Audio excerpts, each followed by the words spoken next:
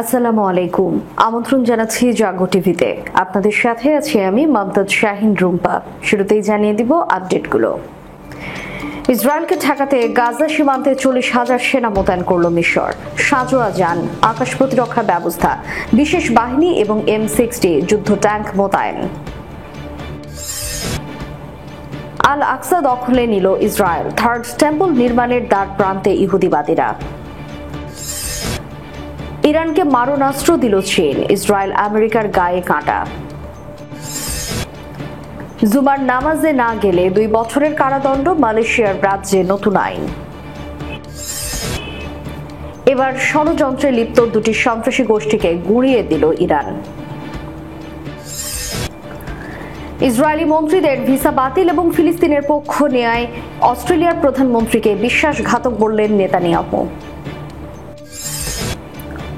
আফগানরা কখনো দখলের ছায়াতলে বাঁচতে চায় না, আফগান সেনাপ্রধান।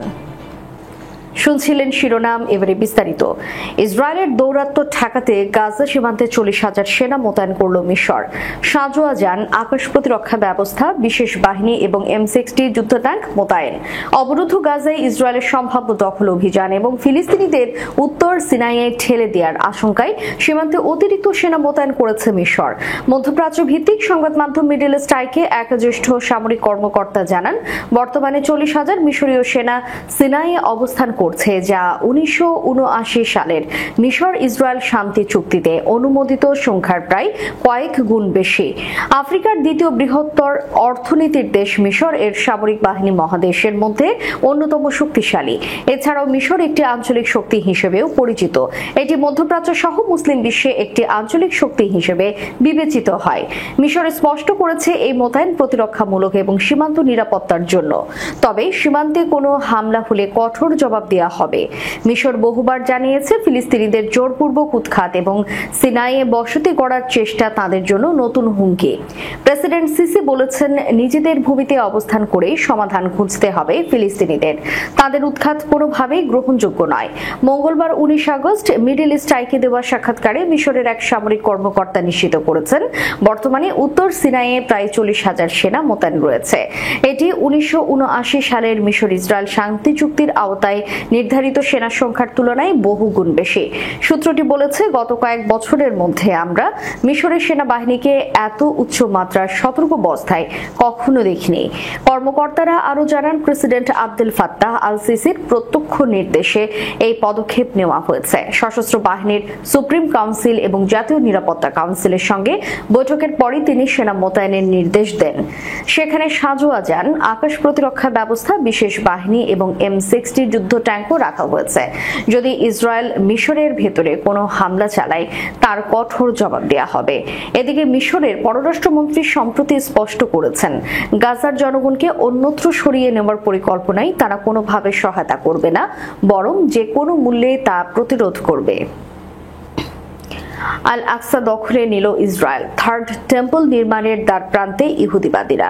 আল আকসা মসজিদের ভেতরে ইহুদিরা দলবদ্ধভাবে উচ্চস্বরে প্রার্থনা করছে, গান গাইছে, নাচছে এবং ইসরায়েলি পতাকা উড়াচ্ছে। মুসলিমদের অন্যতম পবিত্র স্থান আল আকসা মসজিদে এমন দৃশ্য কিছুদিন আগেও ছিল অকল্পনীয়, কিন্তু গত মাসে এসব ঘটনাই ঘটেছে। বিশেষ করে 2023 সালের 7 অক্টোবর ফিলিস্তিনি সশস্ত্র গোষ্ঠীর ইসরায়েলি বসতিতে হামলার পর থেকে এই চর্চা আরো বেড়েছে। ফিলিস্তিনি এবং বিশ্ব মুসলিমদের কাছে আল আকসা শুধু একটি মসজিদ নয়, বরং স্বাধীনতা, আত্মপরিচয় এবং মুক্তির সংগ্রামের প্রতীক। অন্যদিকে ইহুদিদের বিশ্বাস এই স্থানে নির্মিত হবে তাদের তৃতীয় মন্দির বা থার্ড টেম্পল। বর্তমানে গাজায় ইসরায়েলের সামরিক অভিযান এবং আঞ্চলিক উত্তেজনার মাঝেই আল আকসা নতুন এক সংকটময় মোড়ে দাঁড়িয়ে আছে। অনেক ফিলিস্তিনি আশঙ্কা করছেন, মসজিদটির ধর্মীয় এবং ঐতিহাসিক পরিচয় মুছে দিয়ে এটিকে ধাপে ধাপে ইহুদিদের উপাসনালয়ে রূপান্তর এবং থার্ড টেম্পল নির্মাণের কাজে এগিয়ে নেওয়া হচ্ছে। ফিলিস্তিনিদের অভিযোগ, ফজরের নামাজের পর এবং জোহরের নামাজের পর ইহুদিদের দলবদ্ধভাবে প্রবেশের সুযোগ দেওয়া হচ্ছে। এতে ধীরে ধীরে মসজিদ প্রাঙ্গণকে মুসলিমদের পাশাপাশি ইহুদিদের প্রার্থনা স্থল হিসেবে স্বীকৃতি দেওয়ার চেষ্টা চলছে। আল আকসার উপর ইসরায়েলের কার্যত সম্পূর্ণ নিয়ন্ত্রণ প্রতিষ্ঠিত হয়েছে, ফলে আগের চুক্তি অকার্যকর হয়ে পড়েছে। 2023 সালে সালের মাঝামাঝিতে ইসরায়েলের সংসদ সদস্য অমিত হালিভি মসজিদ কমপ্লেক্সকে মুসলিম এবং ইহুদিদের মধ্যে ভাগ করার প্রস্তাব দেন। তার প্রস্তাব অনুযায়ী কমপ্লেক্সের দক্ষিণাংশের প্রায় 30% মুসলিমদের জন্য বরাদ্দ রাখা হবে, বাকি অংশ যেখানে ডোম অব দ্য রক অবস্থিত তা ইহুদিদের জন্য সংরক্ষিত হবে। এক বছর পর কট্টরপন্থী মন্ত্রী ইতামার বেন গাভির এই ধারণার প্রতি সমর্থন জানান। যদিও তিনি সরাসরি মসজিদ ভাগ করার কথা বলেননি, তবে কমপ্লেক্সের ভেতরে একটি সিনাগগ বা ইহুদি উপাসনালয় স্থাপনের পক্ষে অবস্থান নেন। সর্বশেষ চলতি বছরের মে মাসে অর্থমন্ত্রী বেজায়েল স্মোট্রিচ জেরুজালেম দিবস উপলক্ষে এক সমাবেশে ঘোষণা দেন তারা ইসরায়েলের সীমান্ত প্রসারিত করবেন এবং আল-আকসায় তৃতীয় মন্দির পুনর্নির্মাণ করবেন।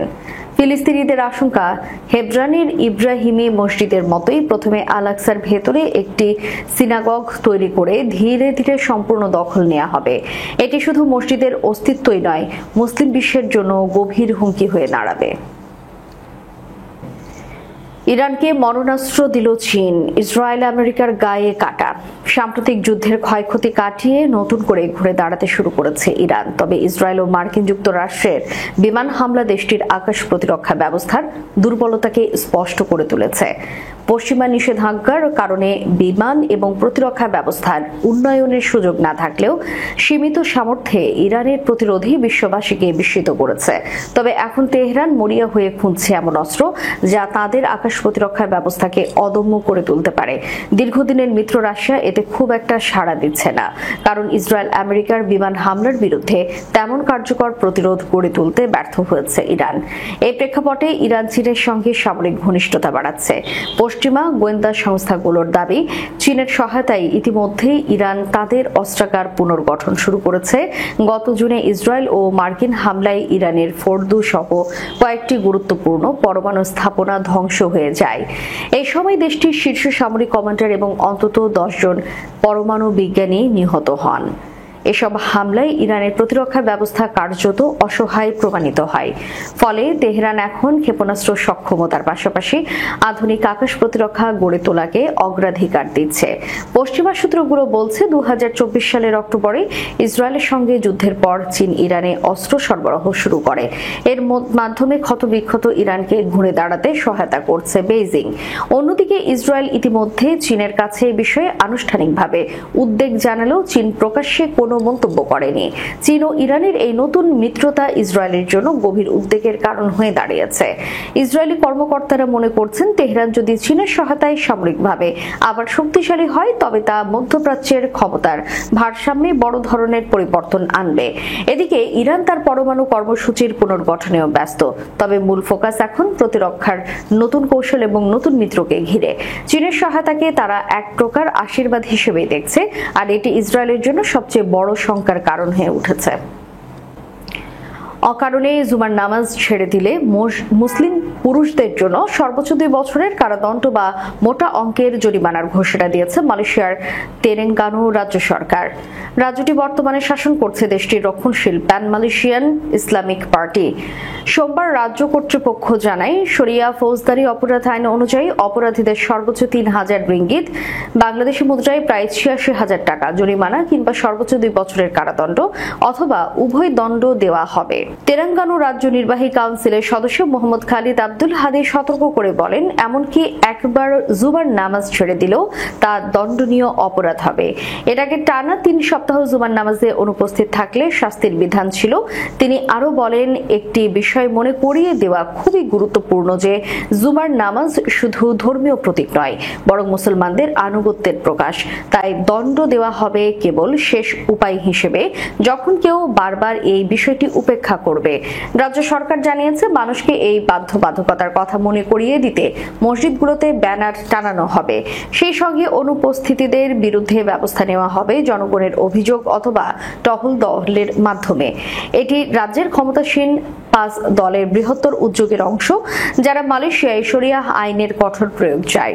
দলটি দেশের পার্লামেন্টের সবচেয়ে বড় রাজনৈতিক দল এবং 13টি রাজ্যের মধ্যে 4টিতে শাসন করছে। এটি অতীতে দলটি হুদুদ আইন প্রবর্তনেরও চেষ্টা করেছে, যেখানে চুরির শাস্তি অঙ্গচ্ছেদ এবং ব্যভিচারের শাস্তি পাথর ছোড়ার মতো শাস্তির বিধান ছিল।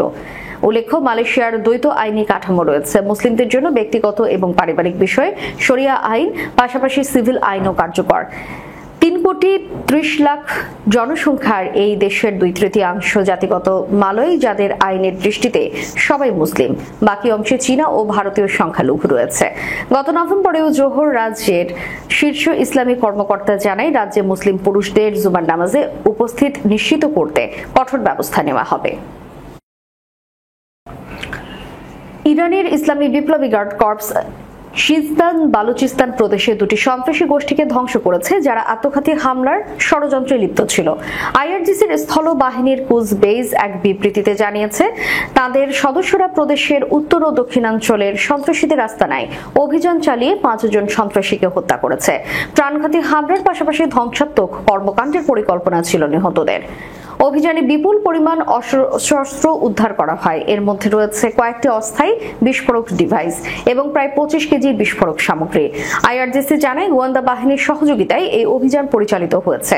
কয়েক বছর ধরে আইআরজিসিকে ওই দক্ষিণ পূর্বাঞ্চলীয় সীমান্ত এলাকার নিরাপত্তা নিশ্চিত করার দায়িত্ব দেওয়া হয়েছে, যেখানে তারা স্থানীয় জনগণকেও সম্পৃক্ত করেছে। ভৌগোলিকভাবে ইরানের দক্ষিণ পূর্বাঞ্চলে অবস্থিত সিস্তান বালুচিস্তান প্রদেশ পাকিস্তান এবং আফগানিস্তানের সঙ্গে সীমান্ত ভাগ করেছে। এছাড়া এর দীর্ঘ সমুদ্র উপকূল রয়েছে ওমান সাগরের তীরে। আইআরজিসি জানায়, নিরাপত্তা কার্যক্রমের পাশাপাশি এই পর্যন্ত তারা প্রদেশটিতে শত শত নির্মাণ এবং কর্মসংস্থান সৃষ্টিমূলক প্রকল্প বাস্তবায়ন করেছে। ইসরায়েলি মন্ত্রীদের ভিসা বাতিল এবং ফিলিস্তিনিদের পক্ষ নেওয়ায় অস্ট্রেলিয়ার প্রধানমন্ত্রীকে বিশ্বাসঘাতক বললেন নেতানিয়াহু। অস্ট্রেলিয়ার প্রধানমন্ত্রী অ্যান্থনি আলবানিজকে বিশ্বাসঘাতক এবং দুর্বল বলে আখ্যা দিয়েছেন ইসরায়েলের প্রধানমন্ত্রী বেনিয়ামিন নেতানিয়াহু। মঙ্গলবার নিজের এক্স অ্যাকাউন্টে দেওয়া এক পোস্টে এই মন্তব্য করেছেন নেতানিয়াহু। ইসরায়েলি প্রধানমন্ত্রী বলেছেন, ইতিহাস আলবানিজকে মনে রাখবে, একজন দুর্বল রাজনীতিবিদ যিনি ইসরায়েলের সাথে বিশ্বাসঘাতকতা করেছিলেন এবং অস্ট্রেলিয়ায় ইহুদিদের পরিত্যাগ করেছিলেন। সোমবার ইসরায়েল ফিলিস্তিনি কর্তৃপক্ষের অস্ট্রেলিয়ান কূটনীতিকদের ভিসা বাতিল করার পর নেতানিয়াহুর এই মন্তব্য। সম্প্রতি ফিলিস্তিনির রাষ্ট্রকে স্বীকৃতি দেওয়ার ঘোষণা দিয়েছেন অস্ট্রেলিয়ার প্রধানমন্ত্রী। এরপরেই একজন ইসরায়েলি আইন প্রণেতার ভিসা বাতিলের সিদ্ধান্ত নেয় ক্যানবেরা। এর জবাবে সোমবার ইসরায়েলি ফিলিস্তিনির অস্ট্রেলিয়ার কূটনীতিকদের ভিসা বাতিল করে। অস্ট্রেলিয়ার পররাষ্ট্রমন্ত্রী পেনি ওং ইসরায়েলের ভিসা বাতিলের পাল্টা পদক্ষেপকে অযৌক্তিক প্রতিক্রিয়া বলে অভিহিত করেছেন এবং বলেছেন যে নেতানিয়াহুর সরকার ইসরায়েলের কূটনৈতিক বিচ্ছিন্নতা বৃদ্ধি করেছে। ইসরায়েলের সামরিক অভিযানে বিধ্বস্ত গাজা উপত্যকায় বেসামরিক জনগণের উপর যে পরিমাণ হতাহতের ঘটনা ঘটেছে, তার জন্য আন্তর্জাতিক চাপ বাড়ছে। 12 আগস্ট আলবানিজ বলেছিলেন, নেতানিয়াহু গাজায় মানবিক সংকটের বিষয়টি অস্বীকার করেছেন। ফ্রান্স, ব্রিটেন এবং কানাডার পর সেপ্টেম্বরে জাতিসংঘের সাধারণ পরিষদে অস্ট্রেলিয়া ফিলিস্তিনের রাষ্ট্রকে স্বীকৃতি দিতে পারে বলে ঘোষণা করার একদিন পর আলবানিজ এই মন্তব্য করেন। ইমারাতে ইসলামিয়া আফগানিস্তানের সেনাপ্রধান কারি ফসিহ উদ্দিন ফিতরাত বলেছেন, স্বাধীন জীবনযাপন করা আফগানদের অভ্যাস এবং এটি তাদের প্রাচীন বৈশিষ্ট্য। এই জাতি কখনোই দখলের ছায়াতলে বসবাস করতে চায় না। মঙ্গলবার ইংরেজি উপনিবেশ থেকে আফগানিস্তানের স্বাধীনতা অর্জনের 106তম বার্ষিকী উপলক্ষে জাতীয় প্রতিরক্ষা মন্ত্রণালয়ের হলরুমে আয়োজিত অনুষ্ঠানে তিনি এসব কথা বলেন। আফগান সেনাপ্রধান বলেন, আফগানরা দখলের ছায়াতলে জীবন না কাটানোর জন্য যে কোনো ধরনের ত্যাগ এবং আত্মোৎসর্গে প্রস্তুত। তিনি বলেন, আমরা আজকের এই দিন উদযাপন করছি এমন সময়ে যখন আমাদের দেশ সম্পূর্ণভাবে স্বাধীন। তিনি আরো বলেন, আগে এই দিনটি এমন সময় উদযাপন করা হতো যখন আফগানরা দখলের ছায়াতলে জীবন কাটাতো। উল্লেখ্য, ইংরেজ উপনিবেশ থেকে স্বাধীনতা অর্জনের 106তম বার্ষিকীর এই অনুষ্ঠান জাতীয় প্রতিরক্ষা মন্ত্রণালয়ের হলরুমে চলছে, যা জাতীয় টেলিভিশনে সরাসরি সম্প্রচার করা হচ্ছে। দর্শক, শেষ করার পূর্বে সংবাদ শিরোনামগুলো জানিয়ে দিব আরো একবার। ইসরায়েলকে ঠেকাতে গাজা সীমান্তে 40,000 সেনা মোতায়েন করল মিশর। সাঁজোয়া যান, আকাশ প্রতিরক্ষা ব্যবস্থা, বিশেষ বাহিনী এবং M60 যুদ্ধ ট্যাঙ্ক মোতায়েন। আল আকসা দখলে নিল ইসরায়েল, থার্ড টেম্পল নির্মাণের দ্বার প্রান্তে ইহুদিবাদীরা। ইরানকে মারণাস্ত্র দিল চীন, ইসরায়েল আমেরিকার গায়ে কাঁটা। জুমার নামাজে না গেলে 2 বছরের কারাদণ্ড, মালয়েশিয়ার রাজ্যে নতুন আইন। এবার ষড়যন্ত্রে লিপ্ত দুটি সন্ত্রাসী গোষ্ঠীকে গুঁড়িয়ে দিল ইরান। ইসরায়েলি মন্ত্রীদের ভিসা বাতিল এবং ফিলিস্তিনের পক্ষ নেয়ায় অস্ট্রেলিয়ার প্রধানমন্ত্রীকে বিশ্বাসঘাতক বললেন নেতানিয়াহু। আফগানরা কখনো দখলের ছায়াতলে বাঁচতে চায় না, আফগান সেনাপ্রধান। এতক্ষণ আমাদের সাথে থাকার জন্য ধন্যবাদ। আল্লাহ হাফেজ।